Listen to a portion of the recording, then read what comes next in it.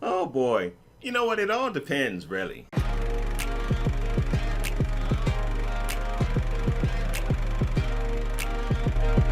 Hey, how is everybody? Welcome to Dark Side Reviews. If you are new here, especially, a special welcome to you. This is the best community on YouTube, and if you love action, adventure, sci-fi, or fantasy, you are definitely in the right place. Why? Because it's all we cover on this channel. So guys, make sure you hit that subscribe button and also the notification bell and join the amazing conversation that we always have around the things we love to talk about. All right, so let's talk about Aladdin today, the 2019 live adaptation of the 1992 animated classic. And a lot of people were really looking forward to this. A lot of people love to see animation to live adaptation of our favorite films, but I'm going to tell you why that's a problem. Something that happens in our brains when we have something that goes from animation to live adaptation that actually hinders us, I believe, from liking the film as much as we possibly can. We'll get into that at the end of this video. But let's talk about this film overall, because it seems the reviews are a little bit mixed, right? I think at the time of this, it's got like a 60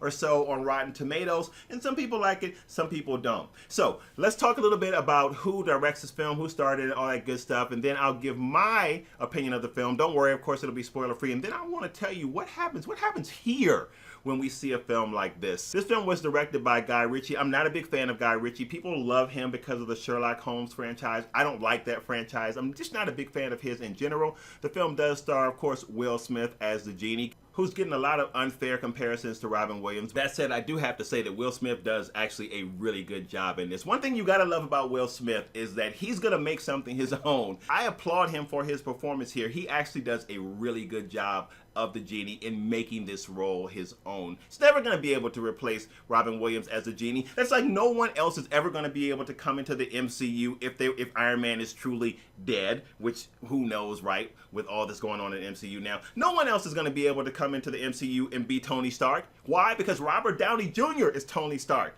and he's established in such a way that you can't bring anybody in and just put him in and say, oh, this is Tony Stark. You can put someone else in the Iron Man suit, but you cannot make them Tony Stark. That's the way I feel about the genie when it comes to Aladdin. Good for you, Will Smith, for making that role your own. You're probably never going to see this video, but if you do, sir, you were fabulous. It also stars Naomi Scott as Jasmine and Musa Masad, I think is how you pronounce that last name, or Masood, who is playing Aladdin. So overall, you know what? I thought that this was pretty good. It beat my expectations. I wasn't super excited or overwhelmed with very high expectation when I saw the trailers. A lot of people have shared that sentiment. It looked just okay to me. But when I sat down to watch the film, I thought that the film was enjoyable, I will say. It wasn't great. I wasn't blown away. I wasn't filled with nostalgia from my childhood. I wasn't super impressed that I was actually being able to see this as a live action adaptation. It was enjoyable enough. I do think that the performances were pretty good, fairly good overall. I do think that the pacing of this is a little bit slow, so I do feel like some people are going to find this a little bit long in terms of the pace of the movie, especially when you get towards the end of that first and second act. It's a little bit slow. I do think also that the visuals were, in some cases, were really bad, really, really horrific, which to me at this point, let me just be honest with you guys, is unexcusable unless the film doesn't have the budget. And this is a Disney movie, so we know they have the budget. I thought that the CGI was really suspect at times, and don't tell me that Disney can't afford to give us top-notch CGI. I know they can. I know you got the money. You can do it, Disney. So I wasn't really sure why at times the CGI felt flat here, but certainly it did not look like it was real, and that's the point of CGI, for something fantastic to look like it is actually existing in the real world. And this film didn't give us that at times, so I was a little bit disappointed by that.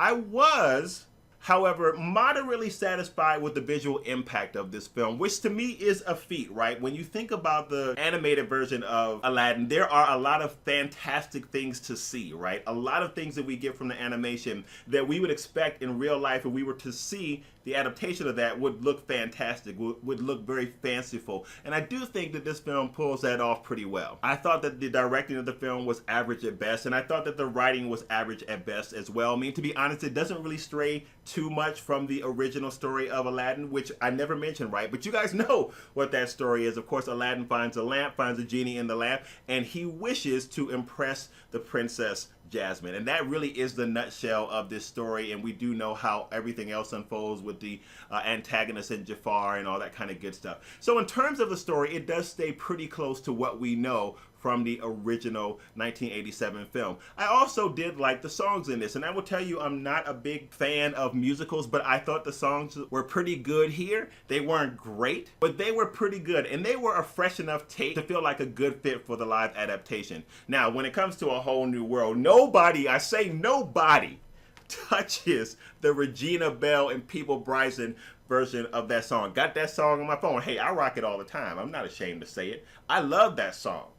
So they do have their own rendition of it, and it's okay, but it can't touch the original, not even close to touching the original. So all in all, I think this movie was pretty good. I think that you will probably enjoy it. I think that it was not great. I think that it depends on the level of expectation that you go into the theater with as to how much you will enjoy this film. I feel like if you go into it thinking that you are just going to be whisked back to when you were a little boy and a little girl, or when you saw the original version of it, it doesn't really give you that. But this leads into what I was saying to you before about why it's really hard for any animation to live adaptation movie to do some of the things that we might hope that it will do, and it's because of something that goes on in our brain. So I want to transition and talk a little bit about that, because I'm interested to get your feedback about what I'm sharing. Do you think that I have a point here, or do you think, oh, that's just crap, Al, I don't buy it? So here's the deal.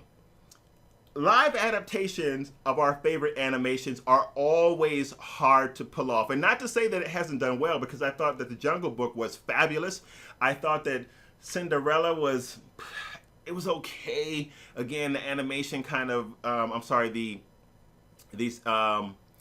can't think. The CGI. The CGI kind of was a little bit suspect in that to me. But there are some films that pull it off well. Again, The Jungle Book is a good example of that. But the reason that it's so difficult, or the reason that we are so particular about our animation to live adaptation films, is because of the expectation that we have. The fact that we are watching our favorite films as a live adaptation, we expect to see everything look realistic. We expect to see what comes across on the screen as very believable, as existing within the present world. I mean, that's why we get excited about live adaptations. We think to ourselves, man, this is going to be awesome, right? Something that I loved as an animation, I actually get to see it brought to life, to real life. The trick is, or the catch-22 is, that is the mindset that we have when we are looking forward to our live adaptations. But the problem is the brain is much more critical of what we see on screen. We are much more critical of what we see visually. Oh man, that looks like CGI. Oh, that doesn't look fake. Man, I can't even believe they tried to do that. That doesn't look anything like it should. It's because you are expecting to see something that looks visually realistic, but you don't have that expectation with the animation because it's an animation. You know, the fact that it's an animation, things are going to happen there that can be fanciful. Things that are going to happen there that you know probably could not happen in real life, but you don't even think about it in terms of being fake or unreal because you're watching an animation. But your brain switches when you have an animation go to live adaptation, and it just makes it that much harder to me to enjoy a work. I feel like I have something on my lip. I was eating some popcorn. I still got some popcorn from the movies. But it makes it that much harder for us to really enjoy a movie and not be super critical of what we're seeing visually. It's kind of like a cruel trick, right? Because like I said, we look forward to seeing the live adaptation of our favorite animation. But at the same time, when we make that switch, our brain looks at things a lot more critically because we want to see that amazing dragon or that this or that, and we want it to look realistic. And therein lies the rub.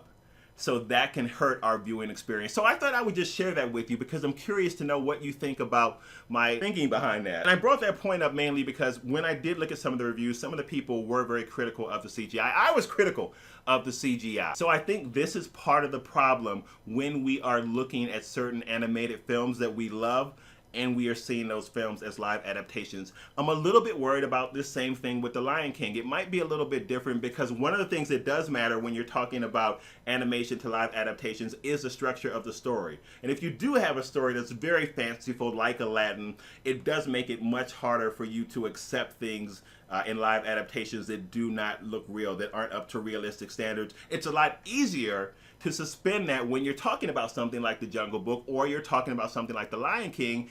Even though they're animated works, the elements in those stories are not very fanciful. You're just seeing animated versions of things you would normally see in real life. Versus Aladdin, you don't see genies in real life. You don't see flying carpets in real life. Thank you guys so much for joining us. As always, this is home of the best community on YouTube. If you enjoyed yourself, make sure you hit that subscribe button. And don't forget to hit that notification bell. Check out some more videos over here. I will always see you in the comments. And I'm going to the next video right now. Peace.